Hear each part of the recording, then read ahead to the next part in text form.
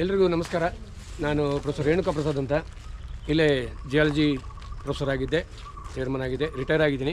ಜೊತೆಯಲ್ಲೇ ಒಂದು 10 ವರ್ಷಗಳ ಕಾಲ coordinator for this bio park official ಆಗಿದೆ. ಹಾಗೆಯೇ ಇಲ್ಲಿ ಒತ್ತುವರಿ ಬಗ್ಗೆಯೂ ಒಂದಷ್ಟು OSD ಕೆಲಸ ಮಾಡಿ ನಮ್ಮಲ್ಲಿ ಭಾಳಷ್ಟು ಒತ್ತುವರಿ ಆಗಿದೆ ನಮ್ಮ ಜಾಗ. ಅದನ್ನು ಒಂದು ರಿಪೋರ್ಟ್ ಕೊಟ್ಟಿದ್ದೀವಿ. ಆ ರಿಪೋರ್ಟಿಗೆ ಕೆಲಸ ಆಗಿ ಸುವಮೋಟೋ ಕೇಸ್ ಹಾಕ್ಕೊಂಡಿದೆ ಸರ್ಕಾರ. ನಮ್ಗೆ ಇನ್ನೊಂದಷ್ಟು ಜಾಗ ಸಿಗೋಂಗೆ ಕಾಣುತ್ತೆ ಬೆಂಗಳೂರಿಗರಿಗೆ. ಇದು ನಮ್ಮದು ಅಂತ ಹೇಳಲ್ಲ, ಬೆಂಗಳೂರಿಗರದು ಅಂತ ಹೇಳ್ತೀನಿ.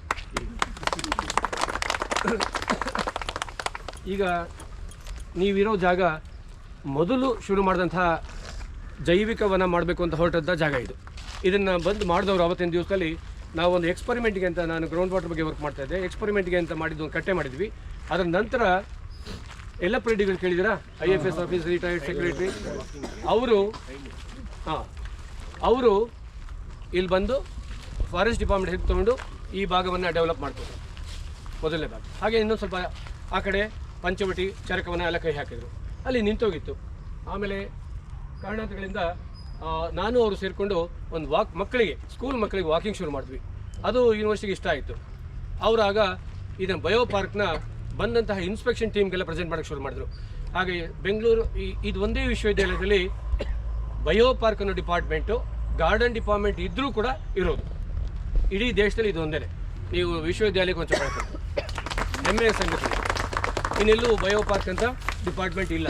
Bio park department is only in ಅದೇ ಹೇಳ್ತೀನಿ.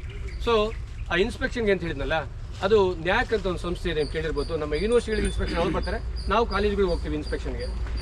ಸೊ ಆ ನ್ಯಾಕ್ ಸಂಸ್ಥೆ NAAC ಅಂತ, ನ್ಯಾಷನಲ್ ಅಕಾಡೆಮಿಕ್ ಅಕೌಂಟಿಂಗ್ ಸೆಂಟರ್, ಅವರು ಇಲ್ಲಿ ಬಂದು ಗ್ರೇಡಿಂಗ್ ಮಾಡ್ತಾರೆ. ಆ ಗ್ರೇಡಿಂಗಲ್ಲಿ ಒಳ್ಳೆ ಗ್ರೇಡ್ ಬರಲಿಕ್ಕೆ ಈ ಬಯೋ ಪಾರ್ಕ್ ಕೂಡ ಸಹಾಯ ಮಾಡ್ತಾರೆ. ಅದೊಂದು ಹೆಮ್ಮೆಯ ಸಂಖ್ಯೆ. ಈಗ 15ನೇ ಇಸ್ವಿಯಿಂದ ಈಚೆಗೆ ಈ ಬಯೋ ಪಾರ್ಕ್ ಅಂತ ಡಿಪಾರ್ಟ್ಮೆಂಟ್ ಮಾಡಿದ್ವಿ. ಬಾಟ್ನಿ ಡಿಪಾರ್ಟ್ಮೆಂಟ್ ಪ್ರೊಫೆಸರ್ ಒಬ್ರು ಹೆಡ್ ಆಗಿದ್ದರು. ಅವ್ರನ್ನ ಯಾವುದೋ ಕಾರಣದಿಂದ ಬಿಡಬೇಕಾದಂಥವ್ರು. ಆಗ ನಾನು ಇಲ್ಲಿ ವಾಕ್ ಮಾಡಿಸ್ತಿದ್ನಲ್ಲ ಮಕ್ಕಳಿಗೆ, ನೀವೇ ನೋಡ್ಕೊಳ್ಳಿ ಅಂದರು. ಆಯಿತು ಅಂತ ಶುರು ಮಾಡಿದ್ವಿ. ನಾವು IFS ಆಫೀಸರ್ ರಿಟೈರ್ಡ್ ಅಂತ ಹೇಳಿದ ಯಲ್ಲಪ್ಪ ರೆಡ್ಡಿಗಳ ಸಹಾಯ, ಬೇರೆ DCFಗಳೆಲ್ಲ ಸಹಾಯ, ಭಾಳಷ್ಟು ನನಗೆ ಅದೃಷ್ಟವಂತ ಚೆನ್ನಾಗಿ ಸಹಾಯ ಸಿಕ್ತು. ಹಾಗಾಗಿ ಇಲ್ಲಿ ವೈವಿಧ್ಯಮಯ ಪಾರ್ಕ್ಗಳನ್ನೇ ಮಾಡಿದ್ವಿ. ಉದಾಹರಣೆಗೆ ಇಲ್ಲಿ ಮಿಕ್ಸ್ಡ್ ವೆರೈಟಿ ಇದೆ. ಹಾಗೆಯೇ ಫ್ರೂಟ್ ಗಾರ್ಡನ್ ಒಂದು ಮಾಡಿದ್ವಿ. 162 ವೆರೈಟೀಸ್ ಆಫ್ ಫ್ರೂಟ್ ಗಾರ್ಡನ್ ಇದೆ. ಇನ್ನೊಂದು ಡೆನ್ಸ್ ಫಾರೆಸ್ಟ್ ಅಂತ ಮಾಡ್ತೀವಲ್ಲ, ಈಗೆಲ್ಲ ಭಾಳ ಫೇಮಸ್ ಆಗ್ತಾ ಇದೆ. ಅದು ಕೂಡ ಸುಮಾರು 1 ಲಕ್ಷ ಗಿಡ ನಾನು ರಿಟೈರ್ ಆದಮೇಲೆ ಕೂಡ ಹಚ್ಚಿದ್ದೀವಿ. ಹಾಗೆಯೇ ಸಹ್ಯಾದ್ರಿ ವನ ಅಂತ ನಮ್ಮ ಕೊಡ್ಲಿಪೇಟೆ, ಅಂಕೋಲ, ತೀರ್ಥಹಳ್ಳಿ ಗಿಡಗಳು ಇಲ್ಲಿ ಬಂದಿದ್ದಾವೆ. ಹಾಗೆ ಇಷ್ಟೆಲ್ಲ ಮಾಡಿದ್ವಿ. ಈಸ್ಟರ್ನ್ ಘಾಟ್ಸ್ ಬಿಡಬಾರ್ದು ಅಂತ ವಿಜಯವಾಡ, ವೈಜಾಗ್, ರಾಜಮಂಡ್ರಿಯಿಂದಲೂ ಗಿಡ ಬಂದಿದ್ದಾವೆ. ಈ ಎಲ್ಲ ಗಿಡಗಳು ಆಗಿ ಇಡೀ ವಿಶ್ವವಿದ್ಯಾಲಯದಲ್ಲಿ ಹಸಿರುಮಯ ಆಗಿಬಿಟ್ಟಿದೆ. ಕಾಂಕ್ರೀಟ್ ಸ್ವಲ್ಪ ಕಡಿಮೆ ಆಯಿತು ಆ ದೃಷ್ಟಿಯಿಂದ. ಆದರೆ ಈಗ ಒಂದು ಸ್ವಲ್ಪ ನಿಮ್ಗೆ ಹೇಳಲೇಬೇಕು. ಒಂಚೂರು ಬಿಗಿನಿಂಗಲ್ಲಿ ಹೇಳಿರ್ತೀನಿ, ಜಾಸ್ತಿ ಹೇಳಲ್ಲ. ಇದ್ರ ಮೇಲೆ ಬಿಲ್ಡಿಂಗ್ ಲಾಬಿಯವರು ಕಂಡು ಬಿದ್ದಿದೆ.